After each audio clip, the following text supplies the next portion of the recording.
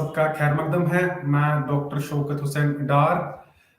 Dear learners, जैसे आप जान रहे हैं कि हम इस कोर्स में बात कर रहे हैं BEGE 141, जिसका उन्वान है अंडरस्टैंडिंग प्रोज, यानी कि नस्र को समझना। तो हम ब्लॉक 3 की बात कर रहे हैं। अभी तक हमने 2 ब्लॉक्स कंप्लीट किए हैं। ब्लॉक 1 में हमने जानने की कोशिश की है कि नस्र क्या है, फिर साथ साथ में हमने नस्र और शायरी में फर्क जानने की कोशिश की, what is the difference between poetry and prose. उसके बाद हमने एसे के बारे में बात की, उसके बाद हमने मज़ामीन के बारे में बात की और शॉर्ट स्टोरी के बारे में भी हमने बात की। तो आजकल हमारा जो अनुमान है ब्लॉक 3, वो हम बायोग्राफी और ऑटोबायोग्राफी के बारे में बात कर रहे हैं इस ब्लॉक में। तो इस जो ये है कि यूनिट 3 एंड 4, यानी कि ऑटोबायोग्राफी एंड बायोग्राफी के बारे में बात कर रहे हैं। हमने लास्ट लेक्चर में जो बात की है वो उसमें हमने जानने की कोशिश की है कि बायोग्राफी किसको बोलते हैं। इवन हमने आपको ये भी इन्फॉर्म करवाया इस चीज से कि ऑटोबायोग्राफी क्या है। हमने आपको डिफरेंसेस भी बताई कि what is the main difference between biography and autobiography. जहां तक बायोग्राफी की बात हम कर रहे हैं, biography we all know it refers to an account that tells someone else's life story। यानी कि जो एक बायोग्राफी होती है, इसमें हमें दूसरे बंदे के बारे में पढ़ने का मौका मिलता है, दूसरे की लाइफ के बारे में हम जानते हैं। तो जो एक बायोग्राफी लिखता है उसको हम बोलते हैं बायोग्राफर। तो जो ऑटोबायोग्राफी है, जहां तक ऑटोबायोग्राफी का ताल्लुक है, autobiography means an account that tells your life story, you know life story which is written by you, which is written by one's own self।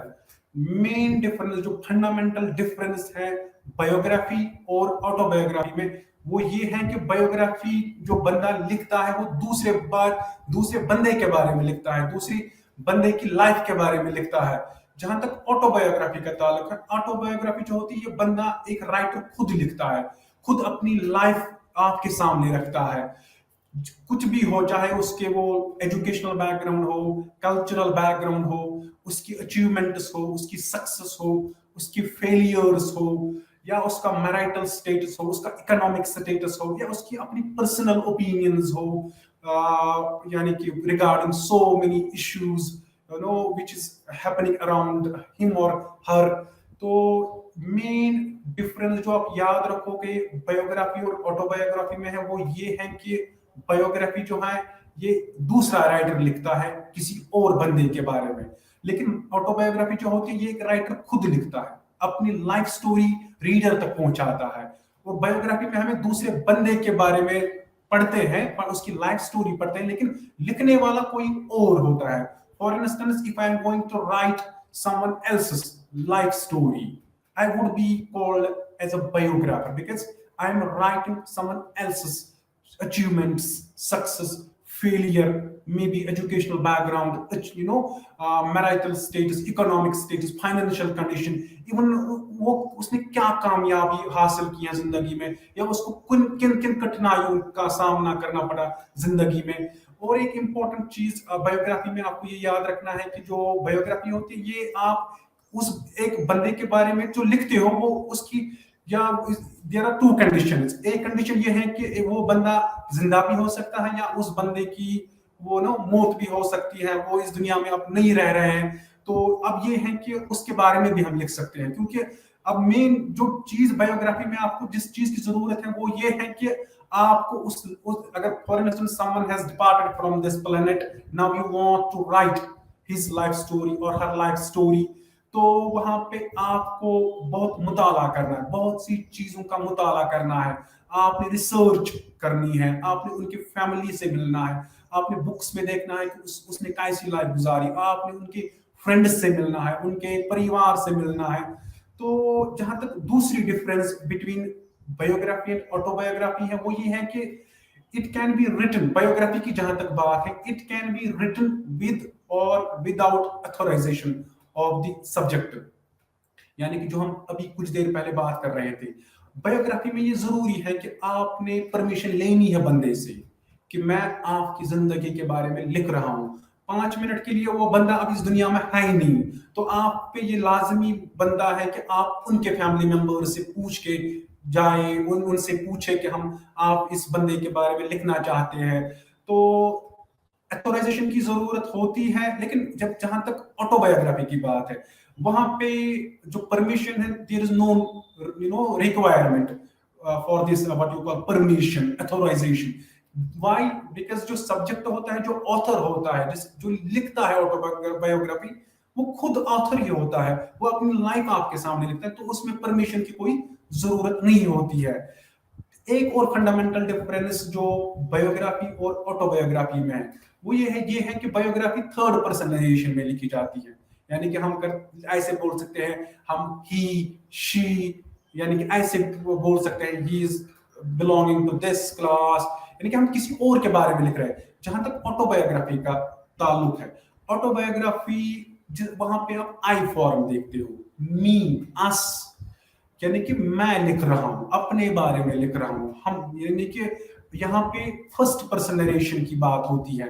तो जहां तक फिर बायोग्राफी और ऑटोबायोग्राफी में एक मेन ट्रेट है, वो ये है कि पर्पस पर्पस दोनों का ये होता है कि ये इंफॉर्मेशन देते हैं, ये एजुकेट करते हैं रीडर को। आपको इंफॉर्मेशन मिलती है कि एक राइटर के बारे में, अगर बायोग्राफर किसी की लाइफ आपके सामने रख रहा है तो वो आपके लिए इंफॉर्मेशन ही होती है।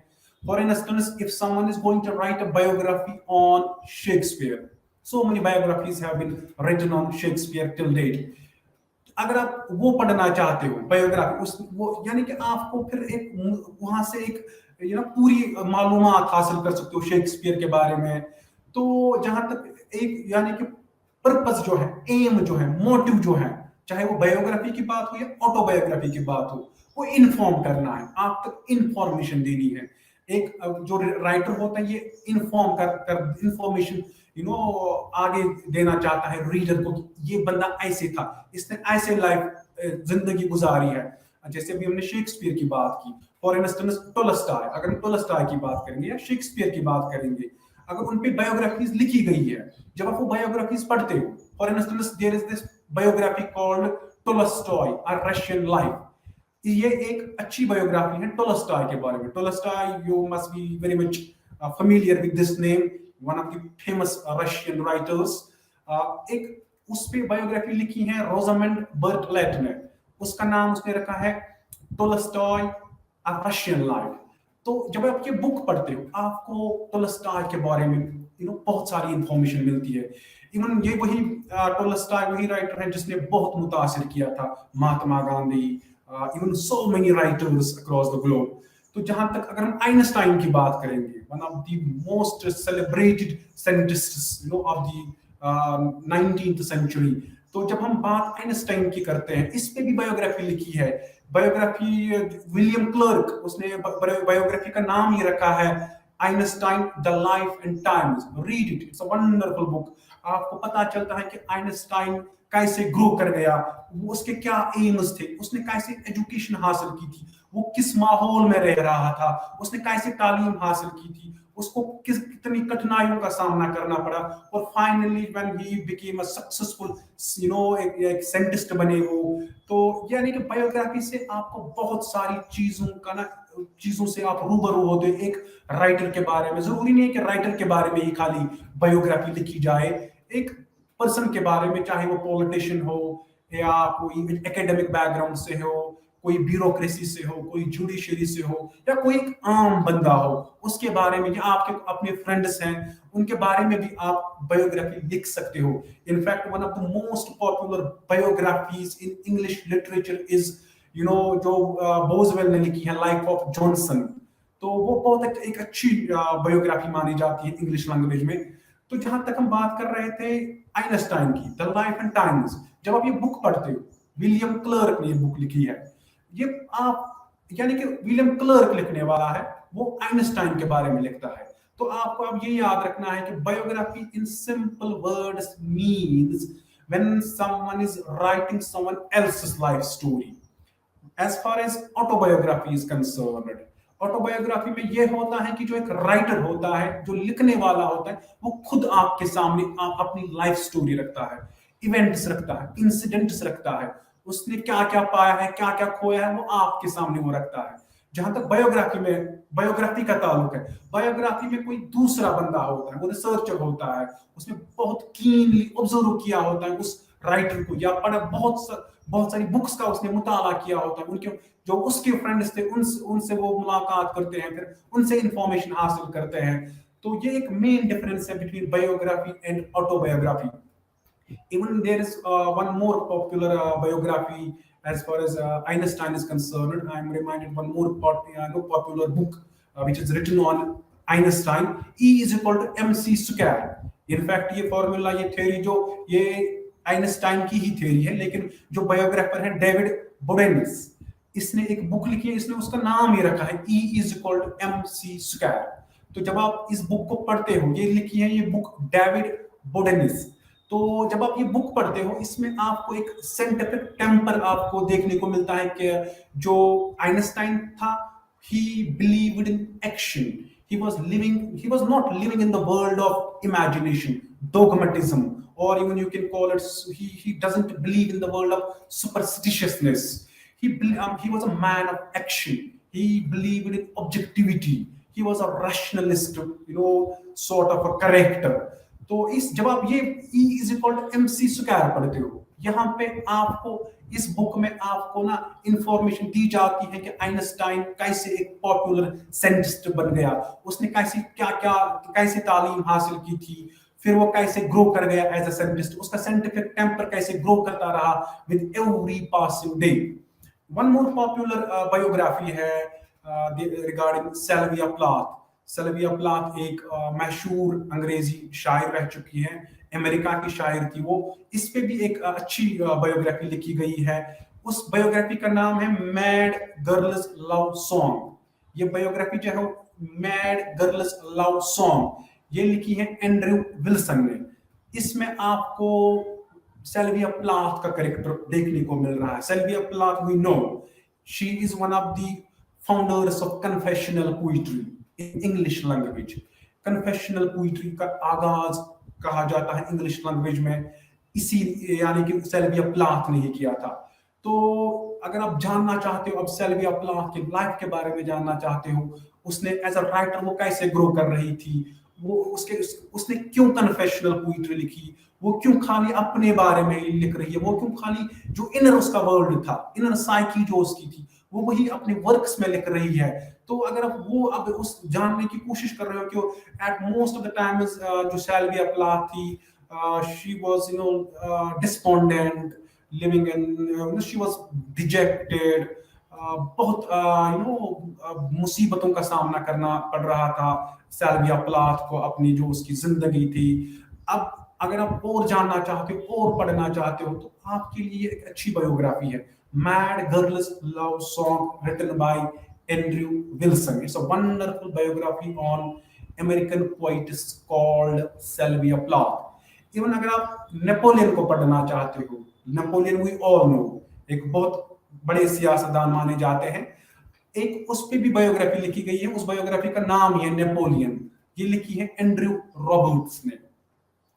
अच्छा, अगर हम स्टीव जॉब्स से हम सारे we are very much familiar with this name Steve Jobs, one of the founders of Apple, multinational company जो है।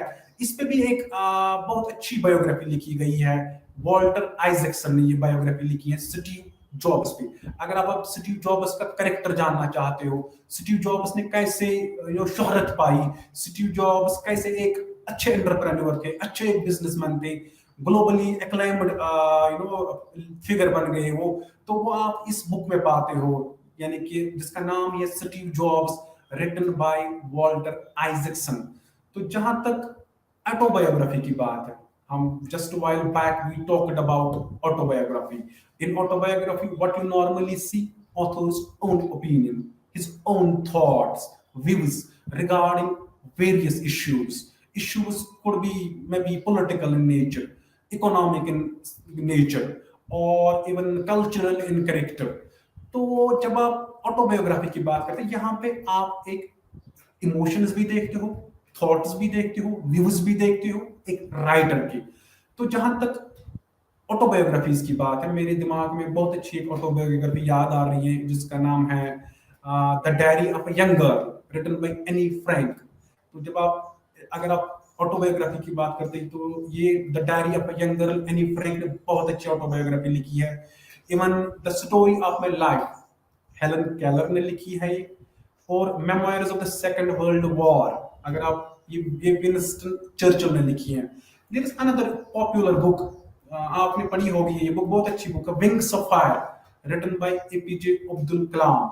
जब आप ये बुक पढ़ते हो, यहाँ पे आपको एपीजे अब्दुल कलाम के लाइफ के बारे में आप जानते हो। आप APJ Abdul Kalam as a politician, as a scientist, उसने कितने कितना कंट्रीब्यूट किया है India, as this science and technology. जहां तक इंडिया की बात है, बड़े रिनाउंड साइंटिस्ट, बड़े अच्छे पॉलिटिशियन। तो इस बुक में आपको ये एक ऑटोबायोग्राफी है जो लिखी है wings of fire APJ Abdul Kalam ने। इस बुक में एपीजे अब्दुल कलाम लिखता है कि जब हम छोटे थे तो हम मस्जिद में जाया करते थे, फिर नमाज अदा करते थे। इसमें वो आपको, या जब आप ये बुक पढ़ते हो तो एपीजे लिखता है, जब मैं छोटा था तो मेरा एक कॉन्सेप्ट नहीं था कि व्हाट इज दिस प्रेयर, क्योंकि मेरे पापा नमाज पढ़ने जाते थे मस्जिद में, फिर मैं भी जाता था। फिर वो इस बुक में आपको ना विंग्स ऑफ फायर में आप वो भी जानते हो कि ये he writes in this book के कम्युनल हार्मनी का वो जो उसकी सराउंडिंग्स में थी, how people lived in, there was this atmosphere of what you call mood of brotherhood, fraternity in every nook and corner of the town where APJ Abdul Kalam lived his most of his life. तो अगर आप APJ Abdul कलाम के life के बारे में जानना चाहते हो, एपीजे अब्दुल कलाम को जानना चाहते हो एज अ साइंटिस्ट, उसने कैसे वो साइंटिफिक टेम्परामेंटली कैसे वो साइंटिफिक बन गया था, तो ये एक अच्छी बुक है आपको एपीजे अब्दुल कलाम की। जो हम ऑटोबायोग्राफी की बात करते हैं, महात्मा गांधी की ऑटोबायोग्राफी भी बहुत अच्छी ऑटोबायोग्राफी है। We will talk about this in a while from now. तो जब हम ऑटोबायोग्राफी की बात करते हैं, यहाँ पे I am reminded of William Wordsworth, एक पॉपुलर रोमांटिक पोइट रह चुके हैं। उसने बहुत सारी, you will find number of times Wordsworth speaking on his behalf, on his own, when you read Wordsworth's poem, you will find him, कि वो एक ऑटोबायोग्राफिकल एलिमेंट सा पाओगे वहां पे वो अपने जज्बात जाहिर करता है। For instance, if we are going to talk about his poem, उसने एक अच्छी पोएम लिखी है, Nutting. The poem, it's a 56 line poem. तो it is a poem which is written in blank verse. Blank verse we all know, यानी कि ये irregular rhyme scheme होती है। वहां पे राइम स्कीम का ज्यादा ख्याल नहीं रखा जाता है जब हम ब्लैंक वर्स की बात करते हैं। Most of the times you would see poets writing poetry in what you call in rhyme scheme. तो जहां तक विलियम वर्ड्सवर्थ की इस पोएम की बात है, नटिंग की बात है, ये इर्रेगुलर राइम स्कीम में लिखी गई है। लेकिन हमारा वो मुद्दा इस वक्त नहीं है, इसके बारे में हम पहले ही बात कर चुके हैं कि जब हम पहले ब्लॉक में बात कर रहे थे, what is the difference between poetry and pros.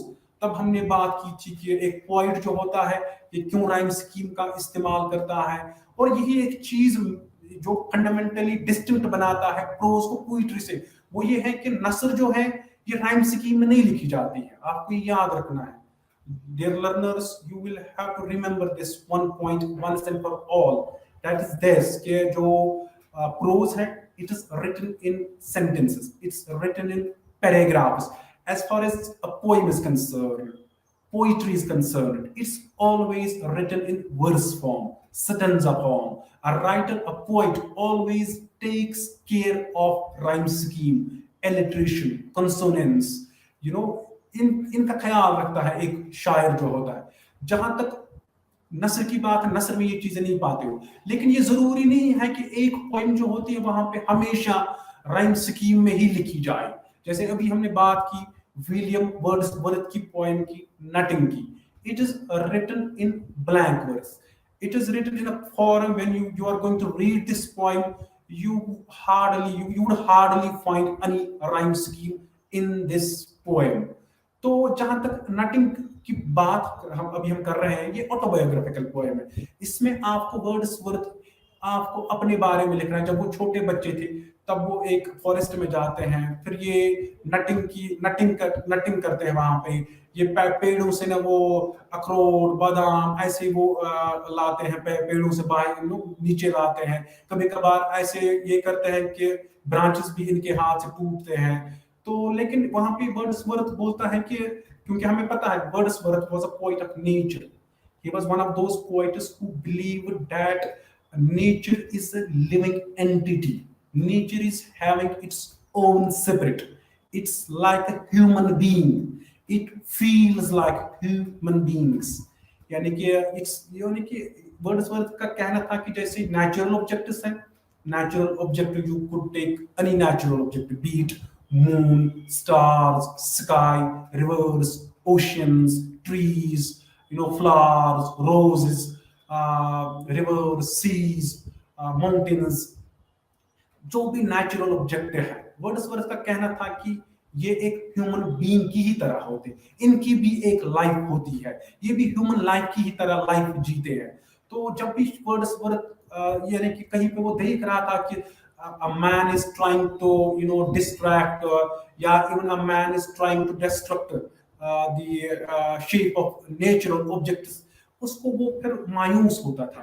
उसको लग रहा था कि हम इनकी लाइफ छीन रहे हैं। For instance, if there is a rose और flower on road side and हम चल रहे हैं, हम उसको ऐसे कुचल देते हैं। वर्ड्सवर्थ एक जो पोएट होता है ना, ये बहुत सेंसिटिव होता है। ही इज अ कीन ऑब्जर्वर ऑफ ह्यूमन लाइफ। जब हम चलते हैं, we normal people, we common citizens, हम ऐसे ही चल रहे हैं, रोज के ऊपर से भी चलेंगे, फ्लावर को भी अपने बूट के नीचे लाएंगे, लेकिन हमें कोई उससे फर्क नहीं पड़ता है। लेकिन जो एक पोइट होता है, a poet like a calibre having poet having calibre like William Wordsworth, जो बहुत मुतासिर था नेचुरल ऑब्जेक्ट्स से। As I said just while back, he is being regarded as one of the greatest poets of nature. He loved nature from the core of his heart. यानी कि बहुत बहुत मोहब्बत करते थे विलियम वर्ड्सवर्थ जो natural objects है, चाहे वो दरख्त हो, चाहे वो पत्ते हो, पेड़ हो, माउंटेन्स हो, दरिया हो, नदियां हो, या सूरज हो, सितारे हो। तो वर्ड्सवर्थ का कहने का मतलब ये है कि इनकी भी एक अपनी लाइफ होती है, हम खामखा इनको ऐसे ही अपने पैर के तले रोनते हैं। तो ये इस वर्ड्सवर्थ का कहने का मतलब ये है कि जब हम ऑटोबायोग्राफिकल, और यही चीजें आप ऑटोबायोग्राफी में पाते हो, वो यही चीजें आप जब आप when you read poems of William Wordsworth, यही चीजें आप पाते हो वहां पे कि you find Wordsworth as a poet of nature. वहां पे आपको सीखने को मिल रहा है कि वर्ड्सवर्थ को बहुत प्यार था नेचुरल ऑब्जेक्ट से। He loved natural objects from the depth of his heart. तो बात हम विलियम वर्ड्सवर्थ की कर रहे हैं। Just I would take second और सो, सॉरी। तो हम बात कर रहे थे विलियम वर्ड्सवर्थ की ऑटोबायोग्राफिकल एलिमेंट्स की। जब आप ये नटिंग पढ़ते हो, यहाँ पे आपको फील होता है कि वर्ड्सवर्थ कितना मोहब्बत करते थे नेचुरल ऑब्जेक्ट से। अब जो ये नटिंग करते हैं, जब ये नटिंग की एक्सपीरियंस करते हैं, किसी फॉरेस्ट में जाते हैं और दरख्त के पेड़ को ये ना नीचे लाते हैं, क्योंकि जो अब अखरोट बाकी जो हेजलनट्स थे इस ट्री पे, ये वहां तक नहीं पहुंचते हैं, तो ये क्या करते हैं, ये ऐसे जंप मार के उसको नीचे ही लाते हैं। फिर जो इसकी इसकी जो ब्रांच है वो टूट जाती है। अब इनको मजा आता है जो हेजलनट्स इससे वो उतार रहे हैं, क्योंकि विलियम वर्ड्सवर्थ जो इसने ये एक्सपीरियंस, अब ये नटिंग में ना बॉयहुड की एक्सपीरियंस कहां पे दिखा रहा है, जब वो बड़ा हो रहा था। In fact this poem was written in 1798। Wordsworth wrote this poem when he was in Germany, way back in 1798. He was on a Germany tour with his sister Dorothy Wordsworth. उसके साथ वो टूर पे गए थे, जर्मनी गए थे, तो वहां पे उसने ये पोएम लिखी थी।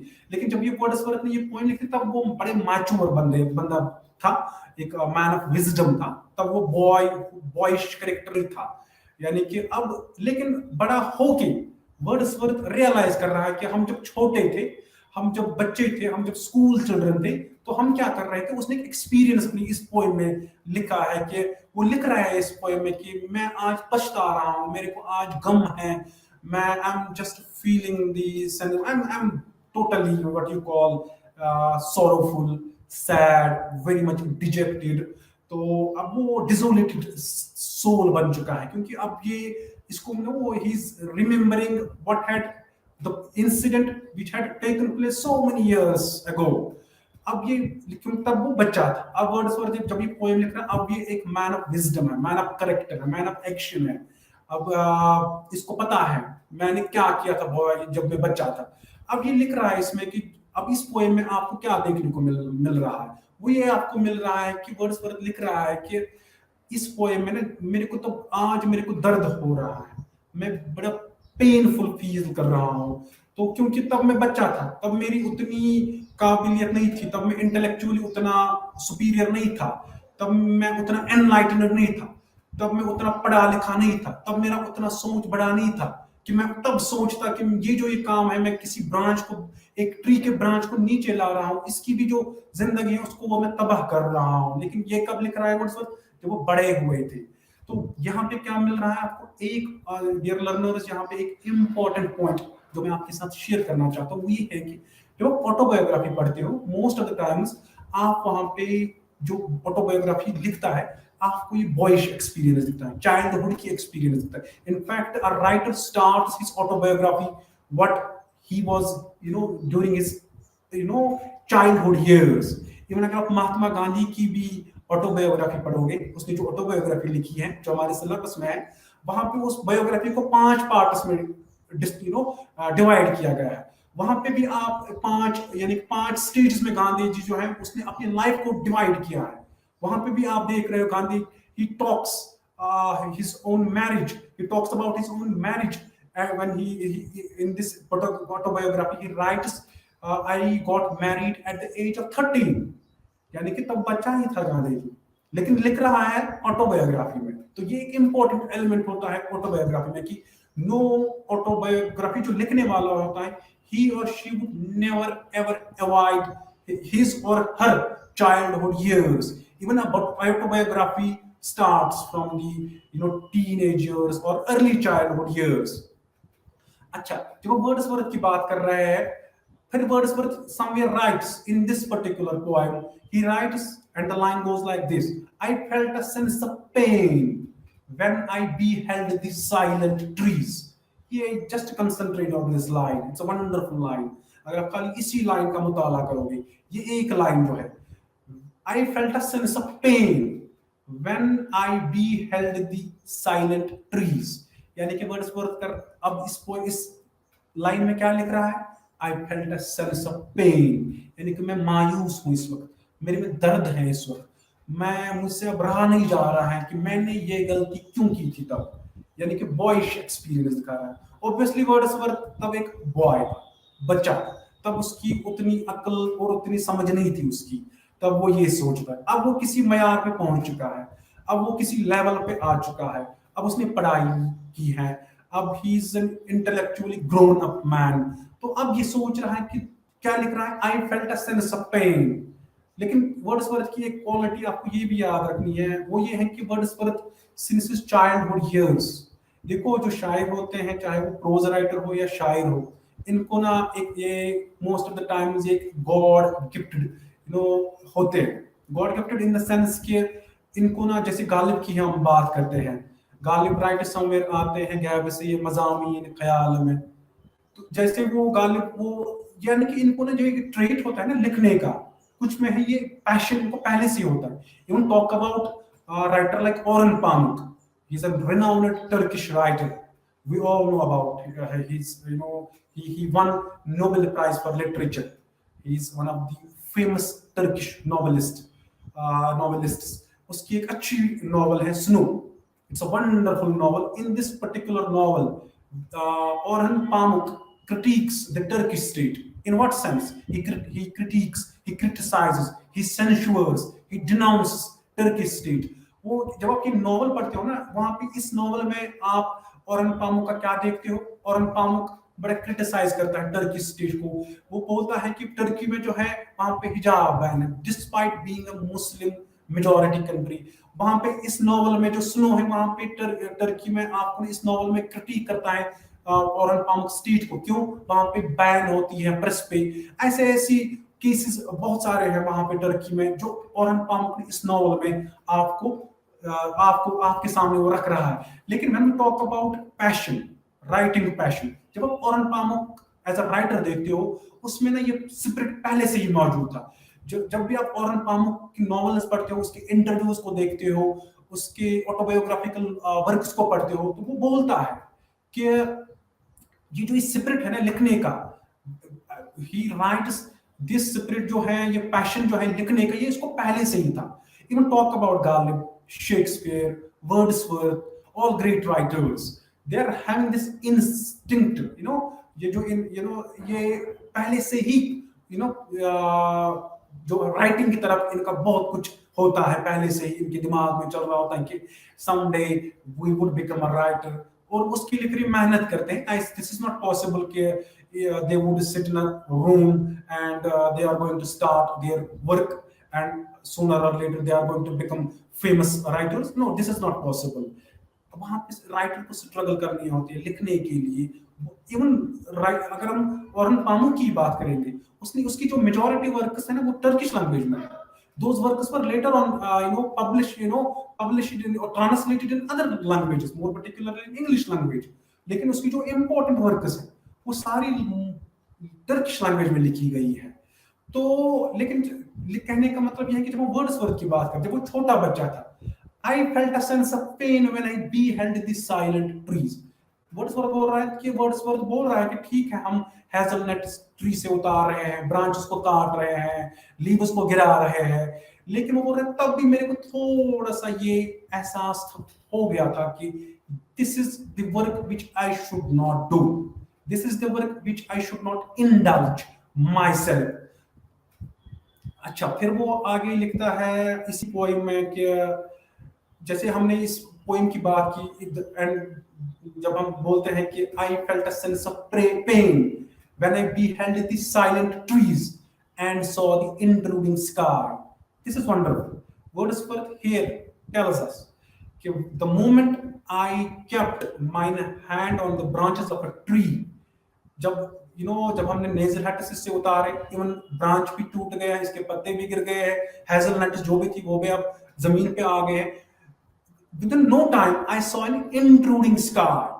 I saw something coming from the sky. This is wonderful, interesting. यहाँ पे आपको समझने की जरूरत है। एक जो पोइट, शायर, who is deeply influenced by natural objects, वो बोल रहा है इस पोएम में वर्ड्सवर्थ क्या बोल रहा है कि I saw the intruding sky, यानी कि इसको नजर आ रहा है, एक बच्चा है। Wordsworth is just a child, like any child, he is indulging in this sports, what you call this nutting. बच्चे तो करते हैं जब वो छोटे होते, बहुत सारी काम वो करते हैं, बॉयश, जहाँ पे वो बॉयश कैरेक्टर दिखाते हैं। अब ये है कि अब क्योंकि उनमें उतने सेंसेस नहीं होते, सेंसिबली वो उतने मैच्योर नहीं होते हैं। लेकिन अब पॉइंट लाइक वर्ड्सवर्थ, अब आपको ये सोचना है कि जब छोटा बच्चा था तब भी वर्ड्सवर्थ ना तब भी सेंसिबली इसके सेंसेस काम कर रहे थे, इसमें ये इंटेलेक्चुअली बहुत आला मकाम का। तब भी जब ये बॉय था, ये क्या लिख रहा है? I felt a sense of pain when I beheld the silent trees and saw the intruding sky. यानी कि अब ये आसमान की तरफ से इसको कुछ दिख रहा है, कोई आवाज इसको आ रही है। जब ये आसमान की तरफ दिख रहा है, कहीं कुछ निशाना इसको मिल रहा है कि no, you should not indulge in this sports, you are not meant for this work. तो अब यहाँ पे क्या इस पोएम में वर्ड्सवर्थ क्या रख रहा है आपके सामने? अपनी एक्सपीरियंस रख रहा है। This is the fundamental difference between biography and autobiography. You would remember this thing. Autobiography जो होती है, इसमें अपनी इमोशनल एक्सपीरियंस एक जो ऑथर होता है बाहर आपके सामने रखता है, जैसे हमने वर्ड्सवर्थ की बात की है।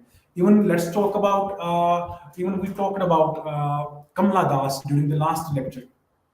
I told you she had written a poem which is entitled as Punishment in Kindergarten.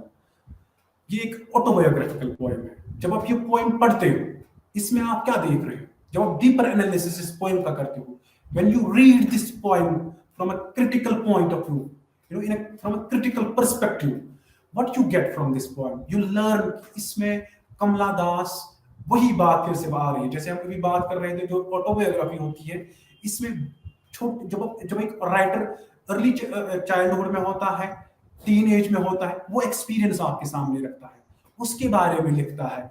Main जो एक पॉइंट है ऑटोबायोग्राफी का वो ये है कि जो एक राइटर होता है ये अपनी जिंदगी तो जिंदगी के इंसिडेंट्स रखता है अपनी ऑटोबायोग्राफी में, लेकिन उसका थ्रस्ट चाइल्डहुड पे होता है, उसका थ्रस्ट टीनेज ईयर्स पे होता है। इवन अगर हम बात करेंगे, there is this James Joyce portrait of the artist as a young man, वो भी एक फिक्शनल ऑटोबायोग्राफी है।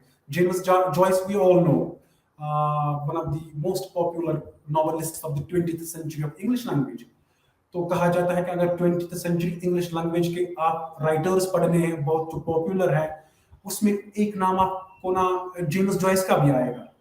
जेम्स जॉयस है, टी.एस. इलियट है, सैमुअल बेकेट है, डब्ल्यू.बी. येट्स हैं, ये कुछ पॉपुलर नेम्स हैं इंग्लिश लैंग्वेज के जो 20th सेंचुरी में रह चुके हैं। तो जब हम when we talk about autobiography, when we read this poem of Kamala Das, Punishment in Kindergarten, आपको इस पोएम में क्या देख रहे हो जब आप क्रिटिकली इसको एनालिसिस करते हो? इवन देखो जब आप पढ़ते हो ना, हमने पहले ही बोला है कि जो हम students we have already told you people कि जो ऑटोबायोग्राफी होती है it is mainly written in the first form of narration. First form narrative आप इसमें पाते हो, आई, यानी कि Wordsworth, I felt the sense of pain, I that means me, यानी कि here I means Wordsworth.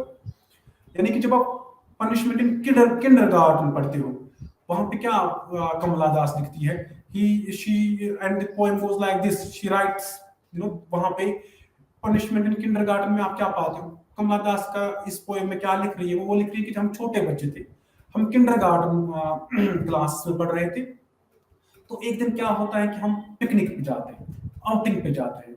Normally schools जो जाते हैं आउटिंग पे जाते हैं, कॉलेजेस यूनिवर्सिटीज, जब अब कमला दास एक छोटी बच्ची होती, किंडरगार्टन की स्टूडेंट होती है, तो अब एक दिन इनके स्कूल वाले प्लान करते हैं कि हम पिकनिक पे जाएंगे। आपने ये याद रखना कि ऑटोबायोग्राफी में एक जो ऑथर होता है ना, एक इमोशनल एक्सपीरियंस, अपने थॉट्स आपके सामने रख रहा है, अपने व्यूज आपके सामने रख रहा है। स्टूडेंट्स यहाँ पे एक और चीज से मैं आपके सामने में रखता हूँ, ये है कि देखो राइटर जो लिखता है ना, इसका काम है लिखने का, उसके बाद रीडर का काम होता है। राइटर ने बुक लिखी, छापी, मार्केट में आ गई, हिज जॉब इज डन, उसके बाद वो कुछ नहीं कर सकता है। The moment book is getting published, author is dead, उसका फिर कोई उस बुक के साथ कोई ताल्लुक नहीं होता है। उसके बाद आप तक पहुंचती है, रीडर तक पहुंचती है, उसके बाद आपकी जिम्मेदारी होती है, आप उसको कैसे पढ़ोगे, आप उसको किस पॉइंट ऑफ व्यू से पढ़ोगे। It is readers job. यानी कि मैं आपको यहाँ पे ये बोलना चाहता हूँ कि एक जो राइटर होता है ना, he is not an ultimate authority. कोई भी राइटर हो वो अल्टीमेट अथॉरिटी नहीं हो, वो जो कहता है जरूरी नहीं है कि उसकी हर एक बात ठीक हो, सच हो, लेकिन ये आप पे डिपेंड करता है, ये रीडर पे डिपेंड करता है। आपने देखना है, आपने पढ़ना है, आपने खुद का क्रिटिकल एनालिसिस देना है, आप क्रिटिकली देखना है where the writer deviates. For instance जब हम बात कर रहे हैं राइटर की, when I say with an authority कि no writer is an ultimate authority whatsoever the issue is, एक राइटर जो होते हैं आपके सामने ओपिनियन रखता है, उसकी ओपिनियन गलत भी हो सकती है, ठीक भी हो सकती है। For instance when you read poet like Tennyson की पोइट्री जब आप पढ़ते हो, वहां पे आपको बहुत सारी चीजों से टेनिसन आपको रूबरू करवाता है। विक्टोरियन एज में क्या हो रहा था, विक्टोरियन एज की जो रिप्रेजेंटेशन है, वो पिक्चर जो है वो आपको टेनिसन की पोएम्स में मिलता है। लेकिन जो ही आप फेमिनिस्टिक पॉइंट ऑफ व्यू से टेनिसन को पढ़ते हो, वो वही एक ideal traditional sort of women character को वो पेश करता है। May be as a feminist you would not agree with Tennyson on several occasions।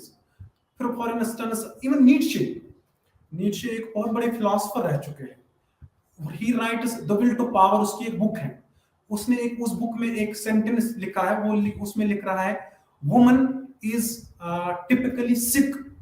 Woman is typically sick, inconsistent, changeable. Now it's up to you people. यानी कि नीचे इतना I mean his famous उसने एक उसका एक उसने एक स्टेटमेंट अपनी बुक में लिखी थी।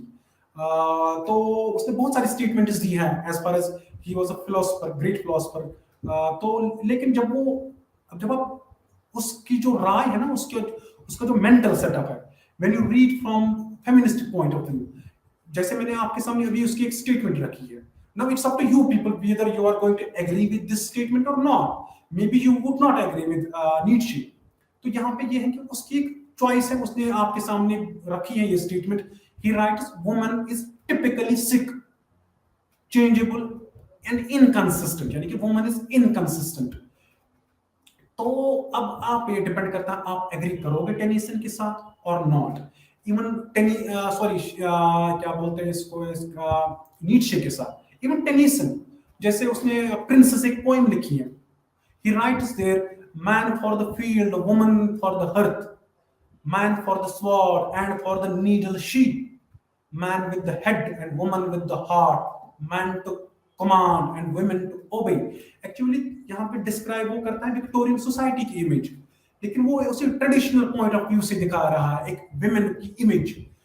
Now most of the time अब यहाँ पे मैं आपके ये बोल रहा हूँ कि एक जो राइटर होता है ये एक अल्टीमेट अथॉरिटी नहीं होती।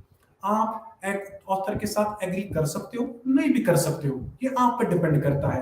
लेकिन जब एक राइटर जो होता है ये अपने थॉट्स, अपने जो उसके विचार है वो आपके सामने रख रहा है, फिर आपकी जिम्मेदारी है, फिर आपकी ड्यूटी है उसको जानना, उसको उस पे गौर फिक्र करना। जैसे हम जॉन डन की पोएम्स पढ़ते हैं। He rights even somewhere in a poem, Go and Catch a Falling Star, उसकी एक अच्छी पोएम है।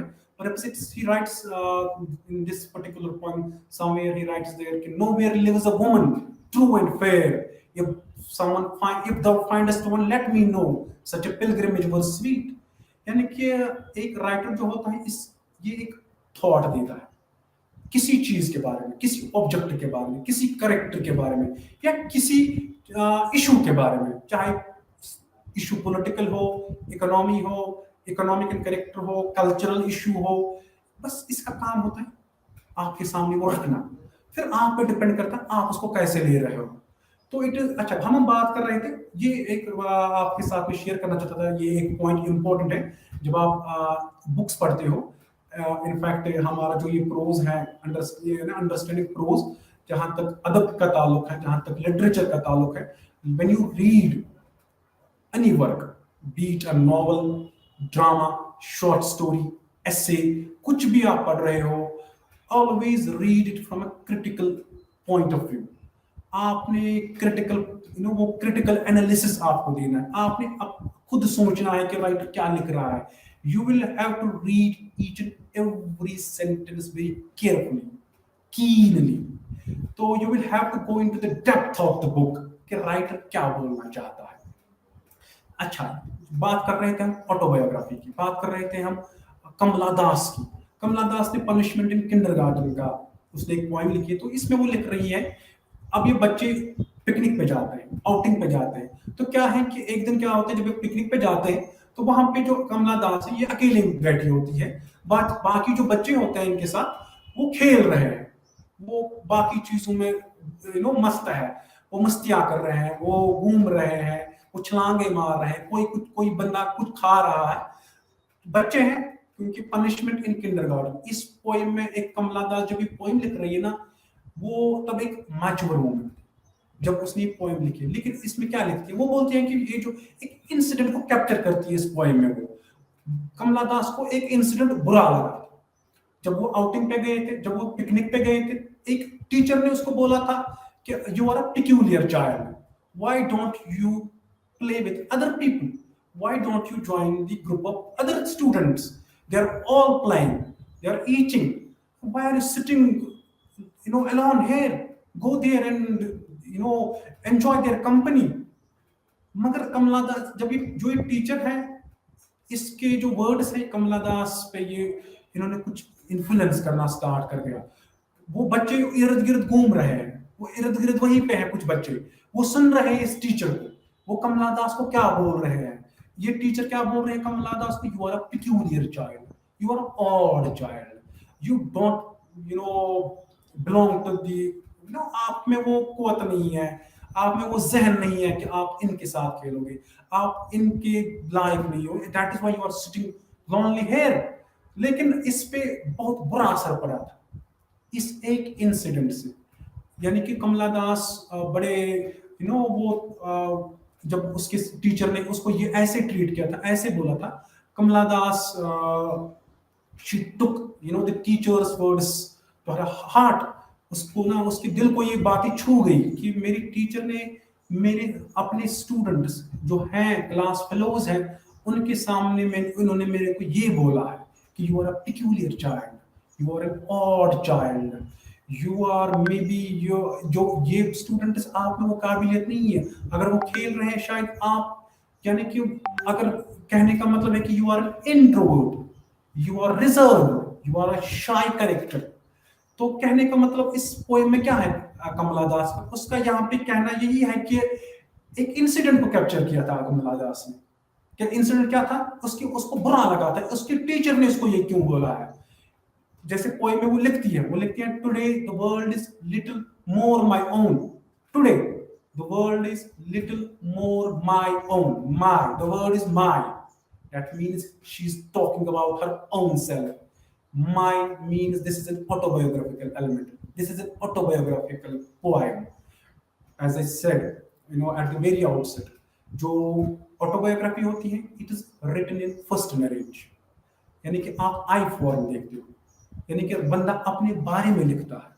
यहाँ पे क्या लिख रहे हैं, लिख रही है Kamala Das, today the world is little more my own, यानी कि यहाँ पे आप जब आप डीपर एनालिसिस पोएम का करते हो आपको अंदाजा होता है, पहले ही वन लाइन से आपको अंदाजा होता है, today the world is little more my own. अभी आप दूसरे तीसरे चौथे लाइन पे मत जाओ, just concentrate on this very first sentence of the poem, today the world is little more my own, यानी कि यहाँ पे आपको पता चल रहा है कमला दास is talking about her own self, now she is a grown up woman, अब वो बच्ची नहीं है जब ये पोएम वो लिख रही है। जैसे हमने वर्ड्सवर्थ की बात की थी, जब वर्ड्सवर्थ ने वो पोएम लिखी थी नटिंग, वो एक्सपीरियंस ने बहुत सा पहले की थी, नटिंग की एक्सपीरियंस वर्ड्सवर्थ जब वो एक्सपीरियंस उसने की थी, Wordsworth was then a child, school going child then, लेकिन जब वो उसने पोएम लिखी थी he was a mature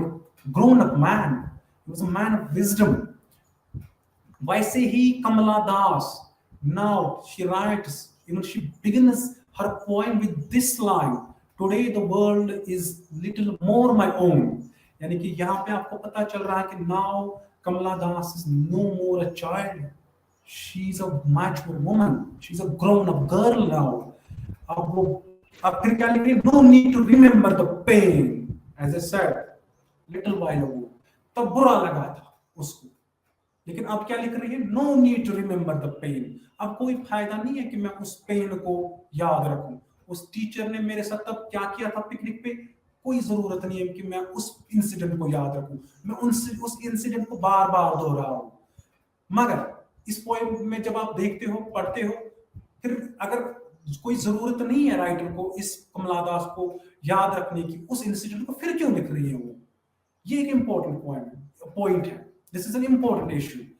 If there is no need to remember what had happened when Kamala Das was a girl, when she was reading in studying in kindergarten, so then what is the need of writing this incident, bringing this incident into limelight? वहां की चीज ये है कि कमला दास को तो बुरा लगा था, अब उसको बुरा नहीं लग रहा, लेकिन ये बोल रही है इस पोएम में कि वो जो एक इंसिडेंट था वो she is in her memory, she would live, this incident is going to remain in her memory everlastingly till the moment of eternity, क्योंकि तब ये बुरा लगा था कमला दास को, बड़ी हर्ट हुई थी टीचर के इंसिडेंट से। यहाँ पे एक लेसन भी है, लेसन ये है कि टीचर्स के लिए कि आपने स्टूडेंट्स को ऐसे ही खामखा परेशान नहीं करना है, आपने उनको बिला वजह तंग नहीं करना है, क्योंकि कुछ स्टूडेंट्स रिजर्व्ड होते हैं, शाई होते हैं, वो बड़े इंट्रोवर्ट टाइप होते हैं, उनको दूसरों के सामने कुछ कहना, बेइज्जत करना या कुछ और ऐसे ह्यूमिलेट करना वो अच्छा नहीं होता है। Specially a student who is already an introvert. यहाँ पे एक वही मैसेज कमला दास इस पोएम के जरिए देना चाहती है। अदरवाइज वो क्या लिख रही है पहले ही दो लाइन में, today the world is little more my own, no need to remember the pen, no need to remember the pen, just concentrate on this line. फिर क्या फायदा है लिखने का, फिर क्यों लिख रही है कमला दास ये पोएम? ये आपको ऐसे मुताला करना, जब भी आप कोई पोएम पढ़ रहे हो, नसर पढ़ रहे हो, नॉवल पढ़ रहे हो, ड्रामा पढ़ रहे हो, आपको एक एक लाइन बड़े क्रिटिकली पढ़नी है, आपको बड़े क्रिटिकल पॉइंट ऑफ व्यू से आपको पढ़नी है हर एक पोएम, हर एक नॉवल। उसमें क्या है कि आपकी रीडिंग जो स्किल्स है वो इम्प्रूव कर जाएंगे, आपका मेंटल सेटअप, आप एक क्रिटिक का काम कर सकते हो, you would even become a critic. जब आप एक राइटर का मुताला करते हो फिर अपनी ओपिनियन देते हो, opinion arguments which are based on facts और arguments which are objective in nature. तो फिर क्या लिख रही है, no need to remember the pain, a blue frocked woman caused throwing words at me again, me, that's autobiography, that's autobiographical in nature, me यानी कि come again, Kamala Das is talking about her own self, a blue frocked woman caused throwing words at me like pots and pans to drain that honey colored day of peace। ये वही लिख रही है अब इस poem में। ये कितना अच्छा दिन था, कितना अच्छा मौसम था, बच्चे पिकनिक पे जा रहे थे, बड़े they are very much happy, they entertain करना चाहते हैं। ऑब्वियसली जब बच्चे पिकनिक के लिए जाते हैं, इवन बच्चों की तो बात ही नहीं है, जो बड़े भी पिकनिक के लिए जाते हैं, आउटिंग पे जाते हैं, वो भी बहुत खुश होते हैं। वो अपने जो उनका रूटीन होता है वो हट के अब किसी और जगह जा रहे हैं, उनको कुछ देखने को डिफरेंट मिल रहा है, तो वो रिलैक्स्ड फील करना चाहते हैं। वैसे ही जब बच्चों को बोला जाता है कि आपने अपने पिकनिक पे जाना है, अब आपने आउटिंग पे जाना है, वो भी स्कूल के साथ, वो भी अपने फ्रेंड्स के साथ, क्लास फेलोज के साथ, तो वो एक अच्छी मेमोरेबल मोमेंट होती है हर एक स्टूडेंट की। तो अब कमला दास इस पोएम में क्या लिख रही है कि हम भी ऐसे ही एक्सपीरियंस कर रहे थे, हमारे स्कूल में भी एक फंक्शन हुई थी, हमारे स्कूल में भी एक तय पाया गया था, प्रोग्राम किया गया था कि अब हम पिकनिक पे जाएंगे, एक्सकर्शन करेंगे, एक्सकर्शन के लिए जाएंगे। तो फिर एक दिन आता है, अब एक बड़ा अच्छा खुशगवार दिन है एक बच्चों के लिए, जब उनसे कहा जाता है कि now tomorrow would be a picnic day for you, this is no, मान लीजिए कि हट के हैं, क्योंकि अब इनको इस दिन पढ़ना नहीं है, छुट्टी का दिन है, अब इनको दूसरे कमरों में आना है, स्कूल की यूनिफॉर्म में नहीं आना है, तो अब इनको दूसरी जगह जाना है, स्कूल से अलग किसी और लोकेलिटी में जाना है, वहां पर कुछ और चीजें इनको देखने को मिलेंगी। That is why Kamala Das writes that honey coloured day of peace. लेकिन क्या लिख रही है, a blue frocked woman caused throwing words at me like pots and pans to drain that honey colored day of peace। यानी कि जो वो peaceful day था, जो वो खुशगवार दिन था, वो फिर वैसा दिन नहीं रहा। किसके लिए? कमला दास के लिए। क्यों क्यों नहीं रहा कमला दास के लिए वो दिन, वो अच्छा दिन? बिकॉज टीचर ने क्या बोला था, अ ब्लू फ्रॉक्ड वुमन जो थी, she had thrown words like pots and pans। किसके? उसने बहुत कुछ बोला है कमला दास को। क्या बोला था? why don't you join others? Kamla, why are you sitting here? Join those students, they are waiting for you there, they are playing, they are eating, so enjoy their company। What are you doing here? That too lonely, what a peculiar child you are। आप बड़े अजीब student हो, आप बड़े अजीब बच्चे हो आप, कि आप उनके साथ घूम नहीं रहे हो, आप उनके साथ खेल नहीं रहे हो। फिर क्या लिख रही है Kamala Das, on the lawn in cluster sat my schoolmates sipping sugar cane, they turned and laughed, children are funny things। जब वो बच्चे थे उन्होंने देखा उस टीचर को बोलते हुए, कमला दास को बोल रही थी, आप उनकी कंपनी क्यों ज्वाइन नहीं कर रहे हो? यू आर पिक्यूलियर चाइल्ड, आप इन बच्चों के जैसे नहीं हो। फिर लिख रही है वो बच्चे शुगर कैन ले रहे थे, वो हंस रहे थे, वो हंस पड़े, क्योंकि एक टीचर बेइज्जती कर रही है किसको? कमला दास को, एक बच्ची को। फिर कमला दास क्या लिख रहे हैं, children are funny things, they are laughing like anything. उनको क्या, उनका कोई काम, वो तो उनको लग रहा है कि टीचर ह्यूमिलेट कर रही है, बेइज्जती कर रही है स्टूडेंट को, तो वो हंस रहे हैं। तो उनको बेचारों को पता ही नहीं है कि वो क्यों हंस रहे हैं। उनको ये है कि वो कमला को यू नो वो ऐसे उनको बोल रही है कमला को कि आप उनकी कंपनी ज्वाइन क्यों नहीं कर रही हो। तो फिर लेकिन जब आप ये पॉइंट पढ़ रहे हैं, हम ऑटोबायोग्राफी की बात कर रहे हैं, तो यहाँ पे एक इंसिडेंट के बारे में जो ये पोइम है, एक इंसिडेंट को कैप्चर किया है कमला दास ने। उसकी लाइफ में जो एक इंसिडेंट हुआ था, वो इंसिडेंट जो वो पिकनिक पे गए थे, वो इंसिडेंट, उस इंसिडेंट से क्या मिला था कमला दास को, वो अब बड़ी है, she is a mature woman now. अब उसको कोई गम नहीं है, कोई फिक्र नहीं है, कोई परेशानी नहीं है, she is a well settled woman now. लेकिन वो बोल रहे हैं कि वो जो एक इंसिडेंट बचपन में हुआ था, जब मैं छोटी बच्ची थी, वो इंसिडेंट अभी भी मेरे साथ है। यानी कि कहने का मतलब यह है कि वो इंसिडेंट हॉरेबल एक्सपीरियंस था, किसके लिए, कमला दास के लिए। यानी कि कुछ इंसिडेंट्स ऐसे होते हैं जो हम बच्चों को ह्यूमिलेट करते हैं दूसरों के सामने। और अगर बच्चा कोई इंट्रोवर्ट होता है, वो उससे ज्यादा डबल इंट्रोवर्ट होता है, वो ज्यादा फिर शाई फील करता है, रिजर्व और ज्यादा वो बनता है फिर। तो यहाँ पे स्टूडेंट्स, अब आप ये याद रखोगे कि जो ऑटोबायोग्राफी होती है, इसमें जो राइटर होता है वो अपनी लाइफ के बारे में लिखता है। As far as biography is concerned, biography दूसरा बंदा होता है, वो किसी और बंदे के बारे में लिखता है। फॉर इंस्टेंस, जब हम बायोग्राफी की बात करते हैं, एक अच्छी बायोग्राफी लिखी है लेटन स्ट्रैची ने। जब हम बायोग्राफी की बात करते हैं, एक अच्छी बोजवेल्स लाइफ ऑफ जॉनसन भी एक अच्छी बायोग्राफी है। ये भी बोजवेल, एक जॉनसन जो है एक 18th सेंचुरी इंग्लिश राइटर थे। उन्होंने, बोजवेल ने इस पे एक बुक लिखी थी जिसका नाम है लाइफ ऑफ जॉनसन। बोजवेल जॉनसन के फ्रेंड थे, सैमुअल जॉनसन। इन्होंने एक इंग्लिश डिक्शनरी भी लिखी थी। he was an essayist, critic and even lexicographer as well। तो जो लेटन स्ट्रेची थे, उन्होंने एक बायोग्राफी लिखी है क्वीन विक्टोरिया के बारे में।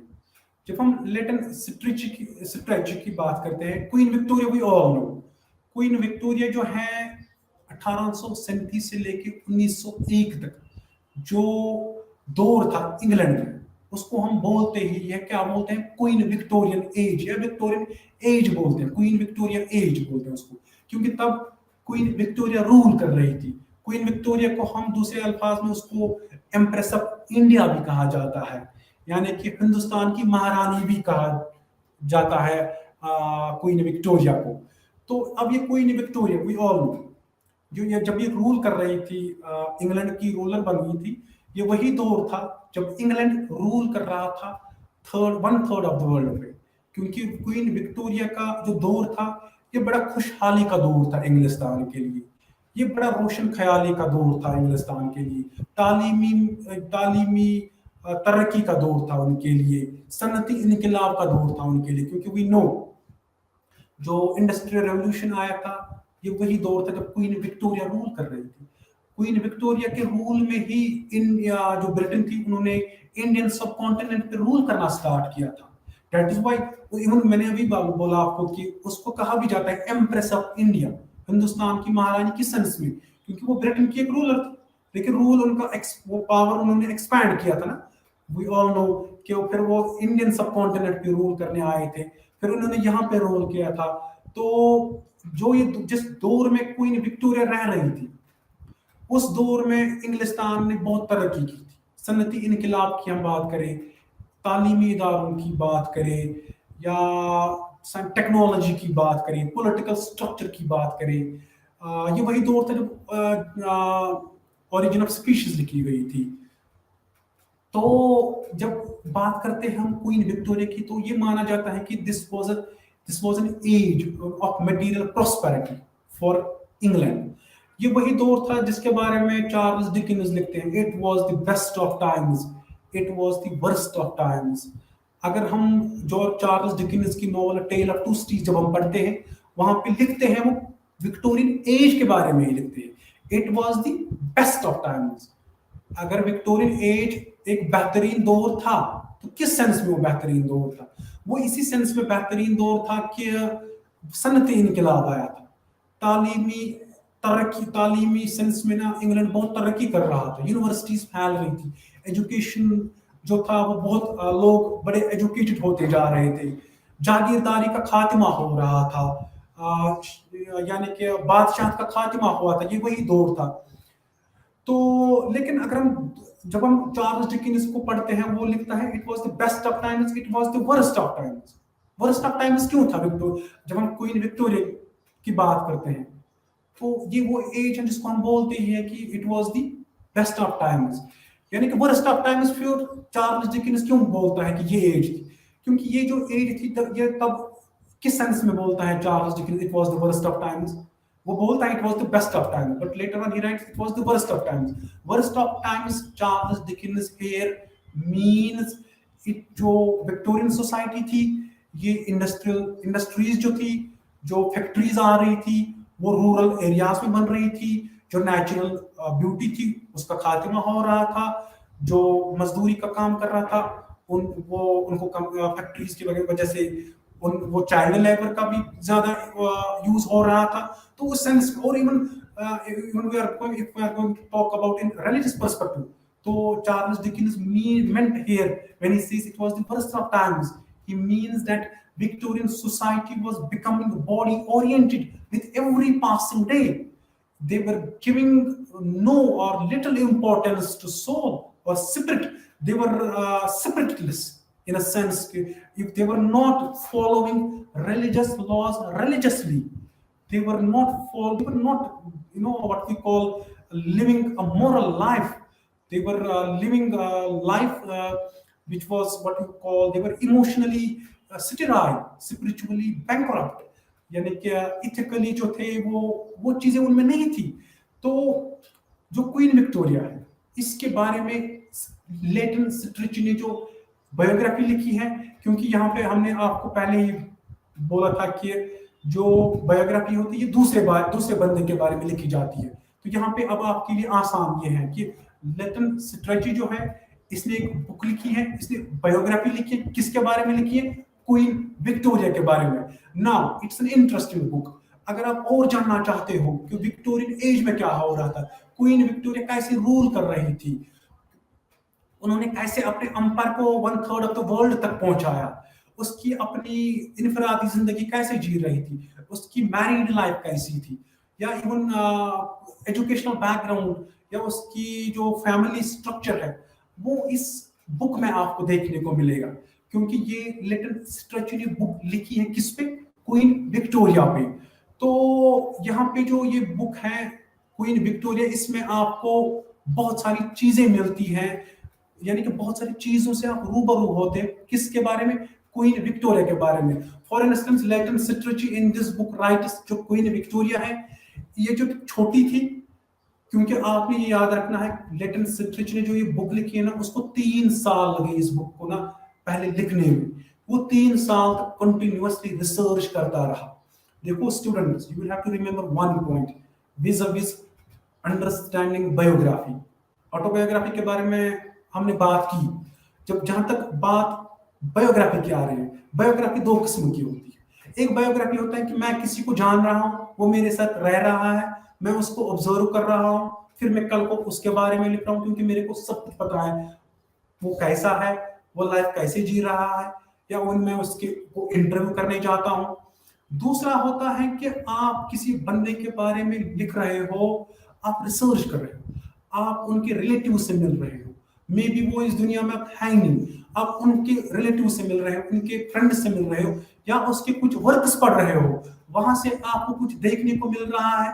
वो यानी कि बायोग्राफी जो दूसरी कैटेगरी में जो बायोग्राफी होती है वो बेस्ड ऑन रिसर्च होती है। आप पढ़ते हो, आप बुक्स का मुताला करते हो, आप जैसे स्ट्रेची की ये क्वीन विक्टोरिया है, ये बायोग्राफी है बेस्ड ऑन रिसर्च। इसमें लेटन स्ट्रेच ने फैक्ट्स को कलेक्ट किया, उसने बहुत सारी चीजों का मुताला किया, उसने बहुत सारी चीजों का रिसर्च किया, उसके बाद उसने ये इस बुक को यानी कि ये जो क्वीन विक्टोरिया के जो फाइनल शेप है, फाइनल शेप में लाने तक लिटिल स्ट्रेचर को बहुत सारी पहले रिसर्च करनी पड़ी। क्वीन विक्टोरिया के बारे में उसको पढ़ना पड़ा कि कौन सी बुक लिखी गई है, कौन सा बंदा क्वीन विक्टोरिया को जान रहा है, फिर उनको इंटरव्यूज करना, फिर उसके बारे में लिखना। तो डियर स्टूडेंट्स, ये एक जो बायोग्राफी होती है, it's based on research. You collect facts, उसके बाद आप रिसर्च करने के बाद आप ये बुक लिख रहे हो। लेकिन दूसरे बुक में क्या होता है, उसमें आपको रिसर्च करने की जरूरत नहीं होती है, आप उसको जानते हो बंदे को, वो आपके साथ शेयर कर रहा है इंटरव्यू, तो फिर आप लिख रहे हो। तो डियर स्टूडेंट्स, दिस इज आज आपके लिए इतना काफी है। हम उसको कंटिन्यू करेंगे आप नेक्स्ट लेक्चर के लिए। Till then, take very good care of yourself. Thank you.